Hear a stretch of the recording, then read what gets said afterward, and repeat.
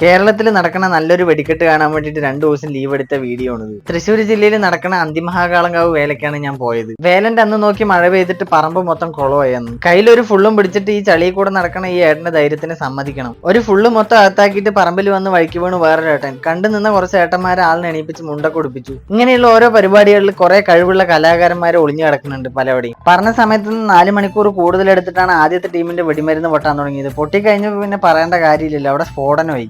അടുത്ത ടീമിന്റെ വെടി പൊട്ടാൻ വേണ്ടി കാത്തിരുന്ന് ഇങ്ങനെയുള്ള പരിപാടിയൊക്കെ കണ്ട അവസാനം പൂരപ്പറമ്പിൽ തന്നെ പായ് വിരിച്ച് കിടന്നുറങ്ങി പിറ്റേ ദിവസം രാവിലെയായി എണീക്കുമ്പോൾ എത്ര അടിച്ച് ഫിറ്റായിട്ട് കിടന്നുറങ്ങണവനാണെങ്കിലും ഇങ്ങനെ പടക്കം പൊട്ടുമ്പോൾ അടിക്കാണ്ടിരിക്കാൻ വേറെ വഴിയില്ല. തിരിച്ച് വീടെത്താൻ അന്നത്തെ ദിവസം രാത്രിയായി. ബസ്സിൽ നമ്മുടെ ഒരു ഫോളോവറിനെ കണ്ട് സംസാരിച്ചപ്പോൾ അടുത്തുണ്ടായിരുന്ന ഏട്ടൻ ചോദിച്ചു എങ്ങനെ നിങ്ങൾ പരിചയം. ഞാൻ വീഡിയോ എടുക്കുന്ന ആളാണെന്ന് പറഞ്ഞപ്പോൾ അവസാനം ആളിനെയും വീഡിയോ എടുത്തപ്പോൾ ഒരുപാട് സന്തോഷമായി അയാൾക്ക്. ബസ് ഇറങ്ങി കുറച്ചു ദൂരം നടക്കുമ്പോഴേക്കും വിളിക്കാൻ വേണ്ടിയിട്ട് കൂട്ടുകാരന്മാർ വണ്ടി എടുത്തിട്ട് വന്നു. ഇതേപോലെ ഏത് പാതിരാത്രിക്കും വിളിക്കാൻ വരുന്ന കൂട്ടുകാരന്മാരുണ്ടെങ്കിൽ അടിയിലൊന്ന് മെൻഷൻ ചെയ്യണം കേട്ടാ. അപ്പോൾ ബുബായി.